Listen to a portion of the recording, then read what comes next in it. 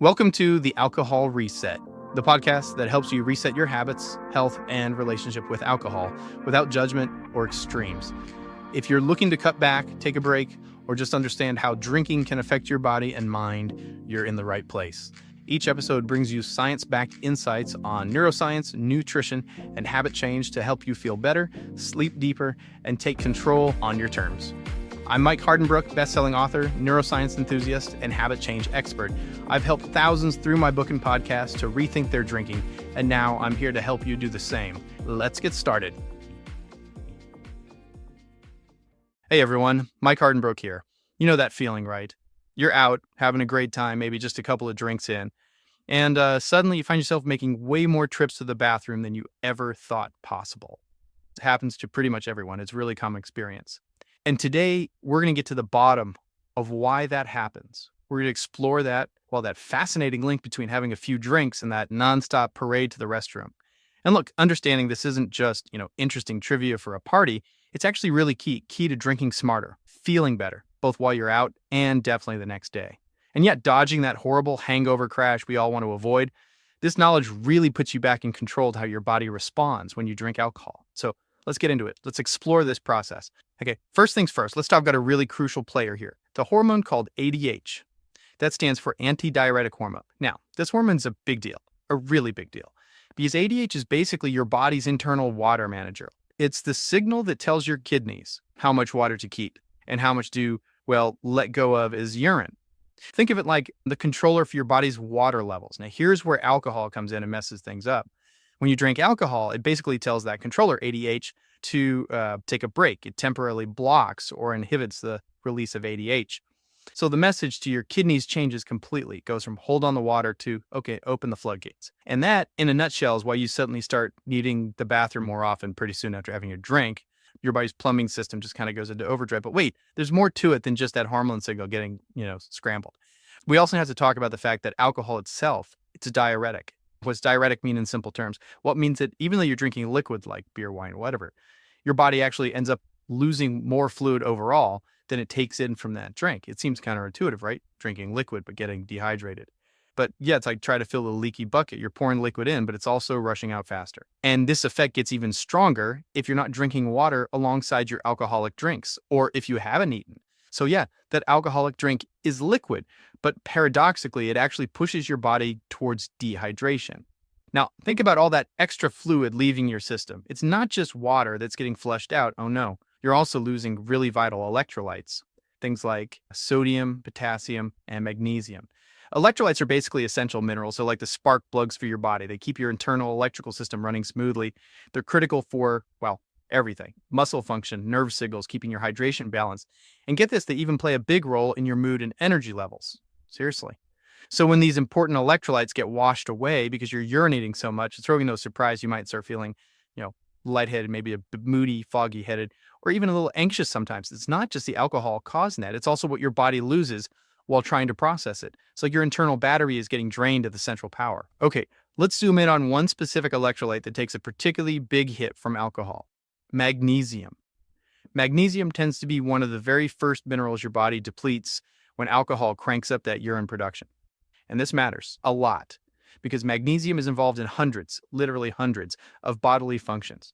It's super important for staying hydrated at a cellular level, for calming your nervous system, for getting good restful sleep, and for helping your muscles recover. It's a real powerhouse mineral. And as some of you might know, I founded Cloud9. And in our Rising on Wine PM formula, we specifically include magnesium glycinate. We chose that form because it's really well absorbed by the body, highly bioavailable, which means it can be incredibly helpful for calming things down, promoting better sleep, especially after you got some drinks. It's really about helping your body replenish some of what it loses during that whole process. And the impact of alcohol doesn't stop at the kidneys and hormones. Your bladder itself can get involved too. Alcohol can actually irritate the lining of your bladder, sort of like a mild temporary inflammation. And that irritation, it adds to that frequent, sometimes urgent feeling that you need to go, even if your bladder isn't technically full yet. What's interesting too is that certain drinks can make this worse. Things like beer, champagne, sparkling wine. The carbonation can be an extra irritant. And drinks that are more acidic can also contribute to that bladder irritation. So it's not just the volume, it's the type of drink too, right? Now, we absolutely have to talk about that common phrase, breaking the seal. Oh, you've heard it probably say that yourself, right? But here's the biological reality check. There's no actual physical seal in your body that gets broken. Not like a dam bursts after that first trip to the bathroom. What's really happened goes back to that hormone, ADH. Once alcohol starts suppressing ADH, your body kicks into that release more water mode. And that process just continues. It keeps going until your body finishes processing the alcohol you drink. So the phrase is just a popular way to describe the start of that ongoing diuretic effect. Once it starts, it keeps rolling, leading to that feeling of needing to go again and again. And what gets all this extra peeing, the dehydration. It doesn't just affect you while you're out having fun. It has a pretty significant knock-on effect on something really vital. Your sleep quality. Figure out getting up multiple times during the night to use the bathroom. That, plus being generally dehydrated, it seriously messes with your natural sleep cycles. You might wake up more often, feel restless, and then inevitably, you wake up in the morning with that delightful combo. Dry mouth, pounding headache, maybe you have a fast heartbeat. All of that just comes from how rested you feel. It's a massive contributor to feeling sluggish and drained the next day. It's all connected to drinking, the bathroom breaks, the dehydration, the poor sleep. It's a cycle. Does everyone experience this the same way? Well, not exactly. Some factors can make certain people more susceptible to these effects. For instance, if you're drinking beverages with a higher alcohol content, take spirits, strong cocktails, you might notice the effect more intensely. Makes sense, right? More alcohol, stronger effect. Drinking at an empty stomach is another big one. It speeds up alcohol absorption, which can amplify everything, and crucially, not drinking water alongside your alcohol. That's a major factor in how dehydrated you get. Also, if someone's maybe already a bit low on electrolytes, perhaps from a tough workout or just the regular diet, they might feel these fluid and electrolyte shifts more acutely when they drink alcohol. It really depends on your body's starting point and how you approach drinking. We get the why now. We understand the mechanisms. So the really important question is, what can you actually do about it? How can you minimize these effects? The good news is there are definitely practical, effective strategies. Number one, no surprise here. Hydrate. Seriously.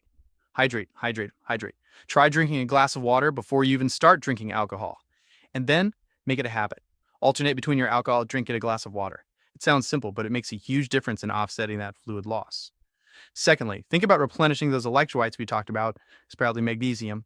As I mentioned, something like magnesium glycinate, which is in our Rise and Unwind PM, can be really beneficial for supporting your system after drinking, helping restore balance. Also, super important, eat something before you drink. Food in your stomach slows down how quickly the alcohol gets absorbed, gives your body more time to cope. Aim for meals with some protein, fiber, maybe some healthy fats.